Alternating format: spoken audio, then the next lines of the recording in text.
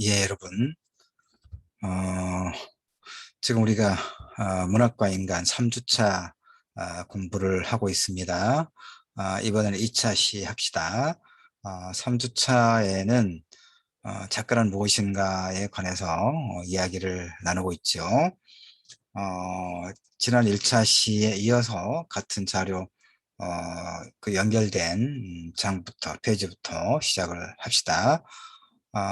그 1차 시 때 이야기했지만 3주는 전체적으로 1차 시, 2차 시, 3차 시 전체적으로 작가는 무엇인가에 관해서 이야기를 나누도록 합니다. 근데 본래는 이 자료는 1차 시에서만 쓰고 2차 시, 3차 시에는 구체적인 예를 들어서 설명을 하겠다고 했는데 그 이야기를 이제 좀 많이 덧붙이다 보니까 1차 시만 가지고 이 자료가 끝나는 게 아니어서 2차 시, 3차 시 계속 연결해서 3주 전체를 가지고 이 자료를 가지고 이야기를 덧붙여서 3차 시까지 하겠습니다. 지난 1차 시에서는 작가에 대한 어떤 규정이랄까, 작가는 무엇인가, 또는 그 시대가 작가에게 부여한 그 어떤 규정, 책무 뭐 이런 것이 그 문해사조 시대의 어떤 그 흐름에 따라서 조금씩 다르다 하는 이야기를 지난 1차 시대 했습니다.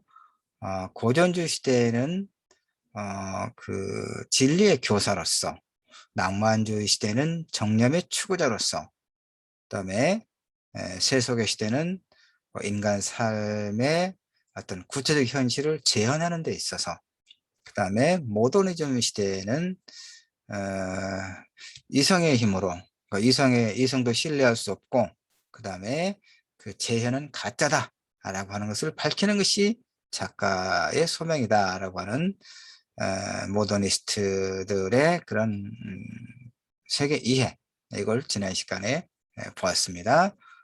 이번 2차 시, 3주 2차 시에서는 프랑스에서의 작가, 그리고 사르트르가 말한 작가란 무엇인가, 어떠해야 하는가, 이런 위주로 이야기를 진행을 좀 할게요.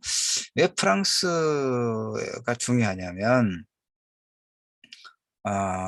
이제 그 이제 일반적으로 어, 그 어, 중세 천년 가톨릭의 그 중세 천년의 그 신중심의 주술적 세계관을 넘어서서 인간의 어떤 이성에 대한 신뢰, 인간 중심주의적 세계관으로 이렇게 인류의 역사가 전환하는 데 있어서 가장 결정적 계기가 된 게 이 프랑스 대혁명이기 때문에 그렇습니다. 그래서 1789년 프랑스 대혁명 이후에 이제 어떤 격변기, 그 이제 또 왕정 복귀와 또 나폴레옹의 쿠데타와 또 이제 그 프랑스 주변 나라와 프랑스 간의 어떤 또 전쟁들,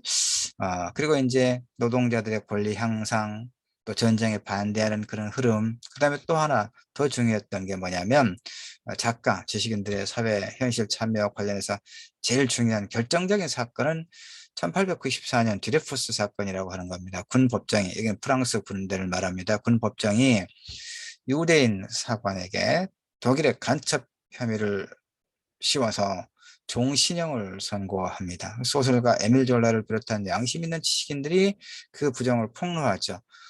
여러 신문에 그 글을 기고하고 의회와 또 대통령궁에 이렇게 항의 서한을 보내고 집회를 하고 이렇게 일련의 그 이제 현실에 대한 어떤 개입의 흐름을 보입니다. 또 1958년에 알제리 전쟁기에 군부, 프랑스 군부를 말합니다.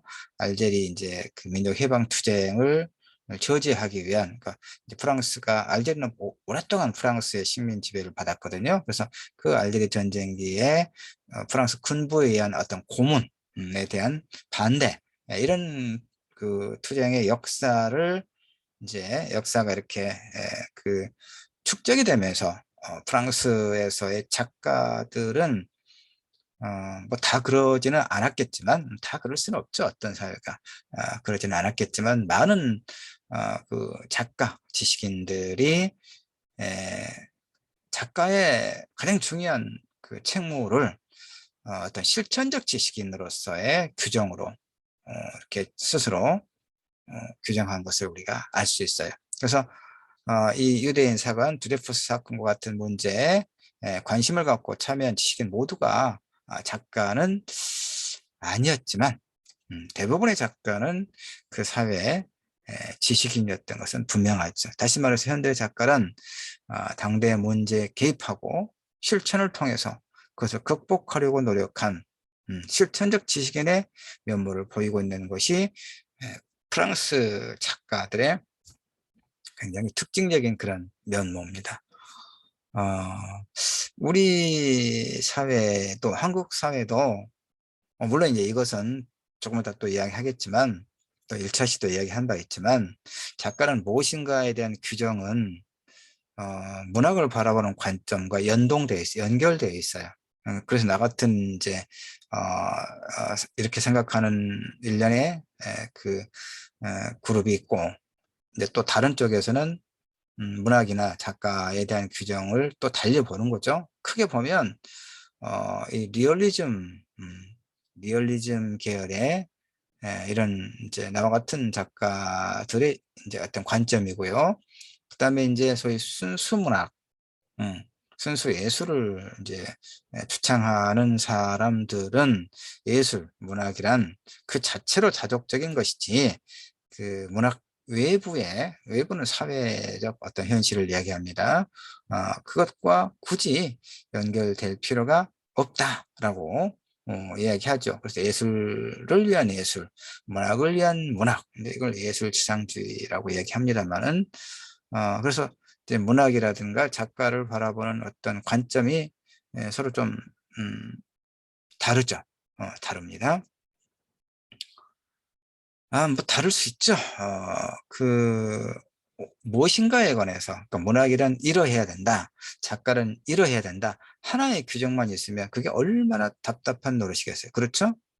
그게 이제 도구마, 독선이고, 그게 이를테면 중세의 그 신중심의 세계가 바로 그런 것이죠.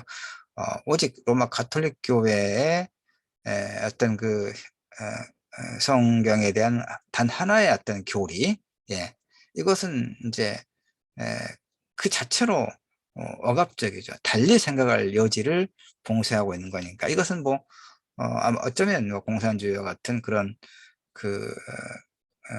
그다음에 이제 또 뭐 저기 뭐 어떤, 지금 아프가니스탄에서 탈레반 세력이 또 20여 년 만에 그 이제 아프가니스탄 전체를 또 장악하고 그랬었죠. 굉장히 이제 그러니까 극단적인 어떤 이슬람주의 이런 것들이 얼마나 그 사람들을, 그러니까 다른 의견을, 그다음에 또 이거 조선시대 성리학이 그렇습니다. 성리학, 주자학이 송시열로 대표되는 이런 주자학자들은 오직 그 공자 맹자의 그런 어떤 학문, 철학 사상에 대한 해석을, 주자의 해석, 주희의 해석, 그걸 주자학이라고 하거든요. 그 해석에만, 그것만이 정설이다. 스탠다드, 캐논이다. 이렇게 정전. 그 외에 다른 해석은 사문난적이다 해서 그 관직을 삭탈하고 귀양을 보내고, 그다음에 정적을 제거하는 그런 수단으로 썼던 게 조선시대 성리학이거든요.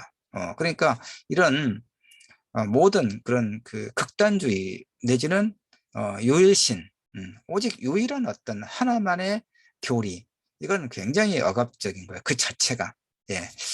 그래서 문학인은 이러해야 된다, 작가는 이러해야 된다라고 규정할 때 굉장히 조심스럽게 접근할 필요는 있습니다. 그래서 다만 자신의 생각은 있어야 돼요. 문학은 이런 것이다. 작가는 이러해야 하지 않겠느냐.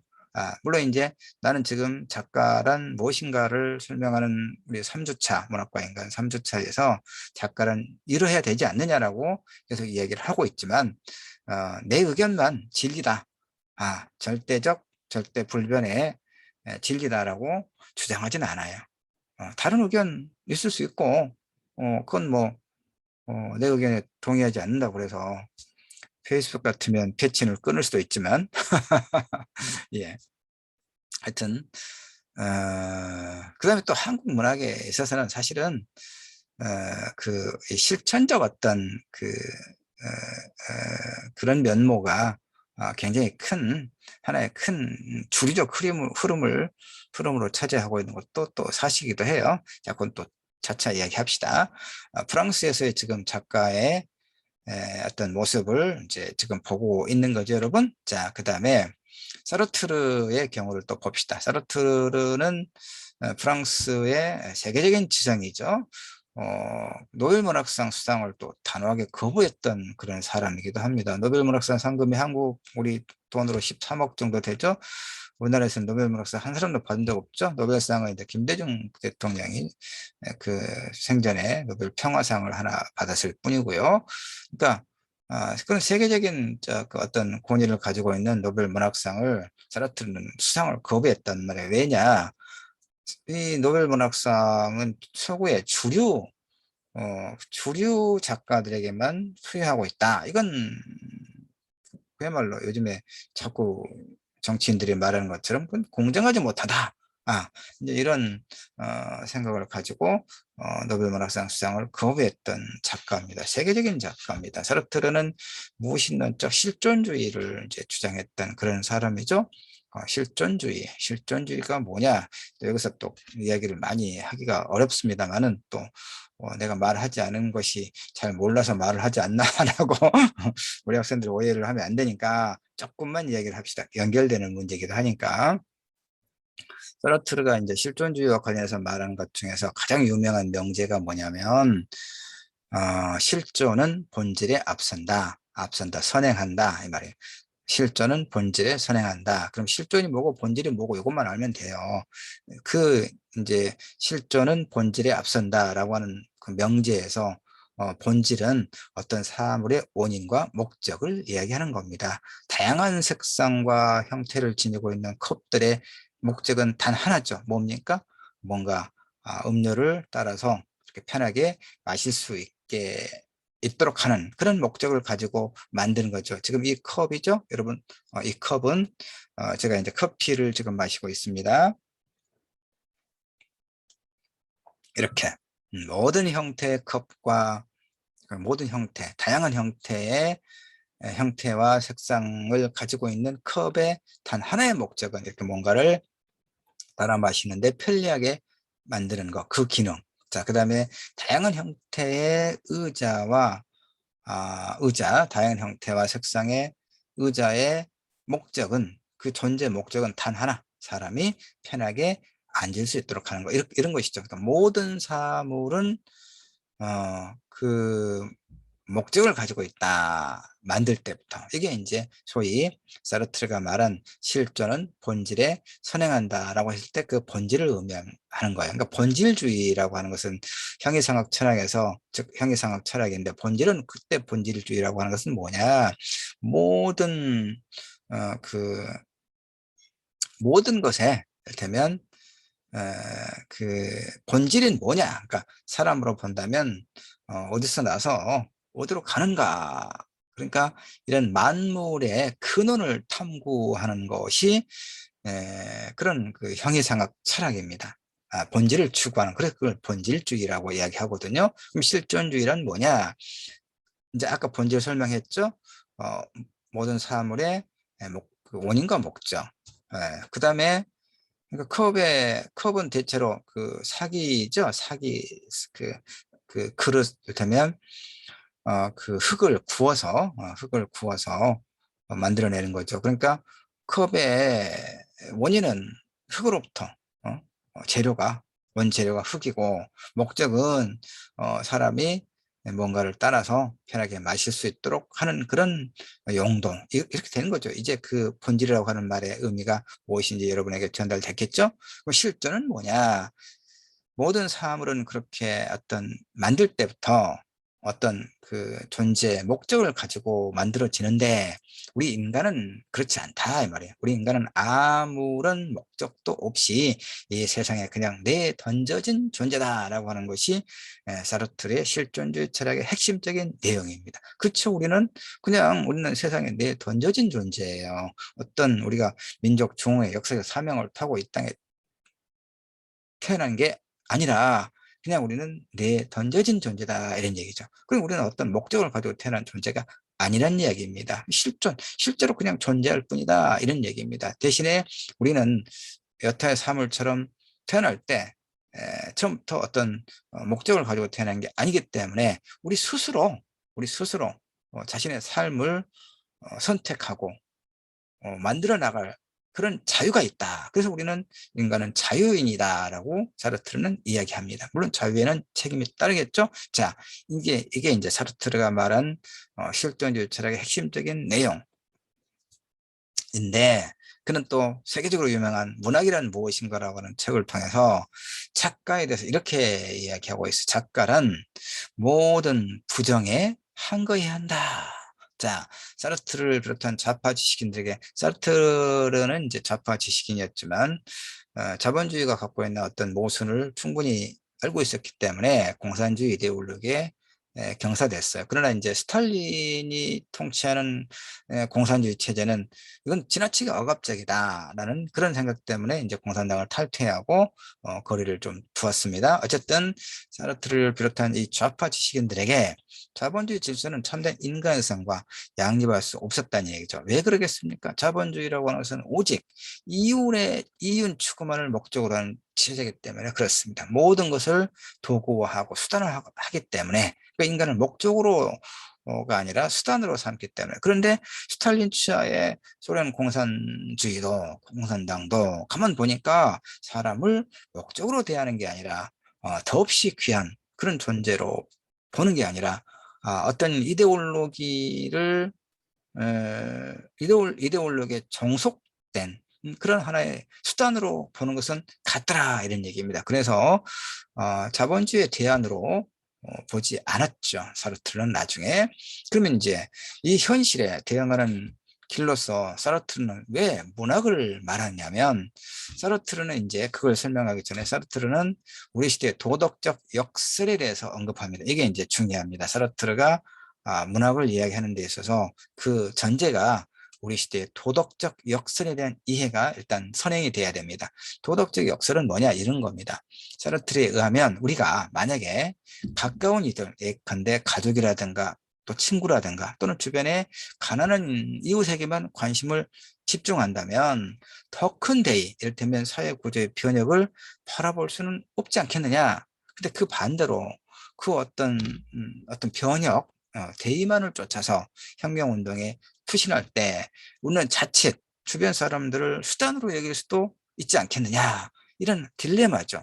현실을 바꾸려는 이에게 이것은 하나의 큰 딜레마가 됩니다. 실제로 80년대, 7, 80년대 억압적인 그런 군부 독재 현실에서 민주화로 나아가기 위해서 이제 그런 변혁운동에 투신했던 많은 사람들이 그야말로 자신을 희생하고 가족들을 희생했거든요.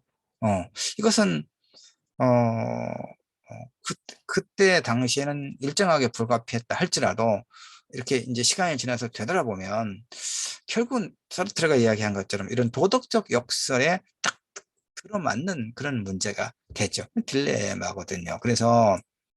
그런데 문학은 그런 도덕적 요청을 미적으로 형상화하는 것이다. 그러니까 문학은 대의를 추구하면서도 인간을 목적으로, 수단이 아니라 목적으로 대할 수 있다. 그래서 그런 도덕적 딜레마를 뛰어넘을 수 있다고 보는 겁니다. 저 산 위의 소나무를 우리가 그린다고 했을 때 우리는 자연 그대로를 가져오는 게 아니죠.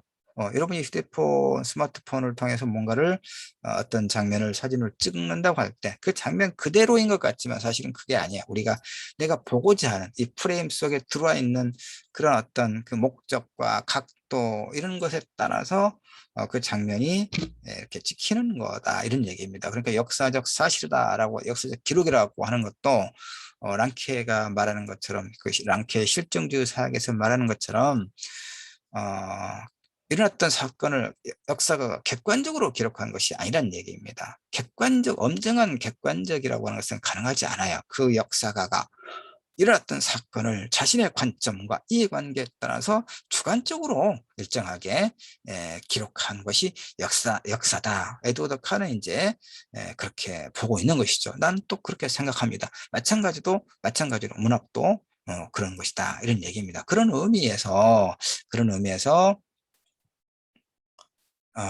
그 사르트르는 이렇게 그 예술적 창조란 기본적으로 세계에 대해서 우리 자신이 본질적이라고 느끼는 욕망이다. 근데 여기서 본질적이라는 말을 앞에 내가 했던 설명과 이 부분을 잘 구분하기 바랍니다. 앞에 내가 사르트르가 말했던 언명, 실존은 본질에 선행한다라고 했을 때 그 본질은 사물의 존재 목적이었다 이런 얘기죠. 여기서 말한 본질적이라고 하는 것은 능동성 또는 자유의 의미다 이런 얘기입니다. 이 말이 조금 어려우면 이 부분을 그냥 삭제해도 됩니다. 그냥 작가는 자유인이다. 왜냐하면 우리는 현실에 만족하지 않죠. 무한한 자유 확장. 작가도 마찬가지다 이런 얘기입니다. 그러니까 또 독자도 마찬가지죠. 독자의 상상력을 동원한 읽기를 통해서 그 의미 창조가 완료된다 이런 얘기입니다. 그러니까 어떤 텍스트를 매개로 독자는 작가와 소통하는데 그 텍스트 작품에는 작가가 상상력을 동원해서 축조한 어떤 이야기가 들어있죠. 그런데 독자 역시 상상력을 통해서 그 작품을 읽고 이해하고 해석한다 이런 얘기입니다. 그런 의미에서 글쓰기라고 하는 것은 자유인인 작가와 자유인인 독자의 만남이다라고 사르트르는 이야기하고 있습니다. 그런데 한 가지 자유라고 하는 것은 아까 얘기했던 것처럼 우리는 현실에 만족하지 않는 것처럼 더 나은 삶을 지향하고 더 나은 상태를 향해서 끊임없이 노력하는 것처럼 자유 역시 끊임없이 확장될 것을 불가피한 전제로 하고 있다 이런 얘기입니다. 충분히 여러분 동의하시죠? 자유는 그저 주어져 있는 것이 아니에요. 어느 사회나 문제는 많고 우리 한국 사회도 여러 가지 문제가 있죠. 그럼에도 불구하고 우리는 현재 어, 일정한 어떤 표현의 자유, 사실 상당한 표현의 자유와 언론의 자유를 누리고 있습니다. 물론 이제 경제적으로 여러 가지 어떤 문제가 많고 또 어떤 정치 이념적으로도 서로 갈등의 여지가 아주 많고 그렇긴 합니다만은 그러나 오늘날 한국 사회는 상당할 정도로 언론의 자유, 표현의 자유를 누리고 있습니다. 대통령 이름을 대면서 공산주의자다 해도 법원에 가면 무죄가 되는 그건 표현의 자유다. 표현의 자유의 영역에 속하는 분야다 해서 법원에서 무죄 판결이 나올 정도로 우리 사회는 언론의 자유, 표현의 자유가 상당할 정도로 보장이 되어 있어요. 이것은 즉 그런 자유는 그저 주어져 있는 게 아니죠. 결국 7, 80년대 반독재 민주화 투쟁에 헌신했던 그런 헌신의 결과 오늘날 이런 일정한 자유를 누리고 있는 것입니다. 우리가 경제적으로 여러 어려움이 있고 실제로 어려움을 느끼는 사람들이 굉장히 많이 있긴 하지만 그러나 또 일정하게 복지 제도가 촘촘하게 상당히 잘 되어 있어요. 내가 그 다 일일이 이야기할 시간은 없지만 이제 그런 그 사각지대가 있어서 그 충분하게 지원을 받지 못해서 목숨을 잃거나 이런 경우들이 가끔 보도되긴 합니다만은 내가 주변에서 두루 살펴보면 상당할 정도로 그 어떤 복지 제도가 잘 돼 있어서 정말 그 게으름을 조금만 벗어나서 뭔가를 하면 기본적인 삶은 좀 가능한 사실은 물론 기본적인 삶이 뭐냐라고 이야기하면 더 이제 이야기할 거리가 많아지지만, 그래서 이제 이 말은 여기서 줄이겠지만, 어쨌든 다시 자료로 돌아가면 자유는 그저 주어져 있는 것이 아니다. 그 얘기를 지금 하고 있는 겁니다. 부자유한 상태로부터 부단히 획득될 것이 필요하다. 그래서 참여가 중요하다, 이런 얘기입니다. 참여는 자유를 확장하는 하나의 과정이다. 글쓰기가 자유를 본질로 한다면 작가는 조건실컷 거기에 참여할 수밖에 없는 존재가 아니냐라고 하는 것이 이 이제 자료에서 내가 이야기하는 핵심적인 내용이다, 이런 얘기입니다. 자, 그 다음에 이제 자유라고 하는 것은 모호하고 아름다운 상태를 말하는 게 아닙니다. 구체적인 억압에서 해방되는 것을 말하는 것이죠. 그래서 작가의 글쓰기는, 즉 문학은 이런 겁니다. 문학은 디스토피아적인 것을 보여주죠. 어떤 재난 상황을 보여주는 겁니다. 우리가 그 어떤 현실의 억압과 고통을 받고 있는가를 보여주는 거예요. 디스토피아적으로. 그럼으로써 그것을 넘어선 유토피아적 삶을 지향하도록 우리가, 이게 이제 그 작가의 글쓰기다, 이런 얘기예요. 사회 불행의식을 던진다는 얘기는 바로 그겁니다. 세상은 만약 행복하지 않고 문제가 있다, 이런 의식을 전하기 때문에 작가는 독자에게 불행의식을 던진다, 즉 질문하게 한다, 이런 얘기죠. 질문하게 한다. 이것이 글쓰기의 숙명이다. 이런 얘기를 하는 것입니다. 자, 그래서 예, 3차 시에 할 얘기긴 합니다만은 한마디만 이제 하고 지금 2차 시를 끝마치고 싶은데, 그래서 미리 말하자면 작가라고 하는 것은 그겁니다. 작가는 끊임없이 글을 쓰는 행위를 통해서 작가로서의 자신의 존재를 증명할 게 필요하죠. 이게 작가의 가장 기본적인 자질이죠. 그러나 그것만 가지고는 부족하다. 그럼 뭐냐? 즉 공동체에서의 어떤 문제를 외면하지 말 것, 현실에 개입해 들어갈 것, 그런 실천적인 면모를 지닐 것, 실천적인 지식인의 면모를 갖출 것, 이랬을 때 진정한 작가라고 할 수 있지 않겠는가 라는 것이 내가 이제 우리 3주 전체 작가란 무엇인가를 통해서 이야기하고자 하는 결론적인 부분이고, 이것은 이제 3차 시로 넘어가서 또 상세하게 설명하도록 하겠습니다. 자, 문학과 인간 3주 2차 시 작가는 무엇인가 두 번째 시간은 이걸로 마치도록 하겠습니다.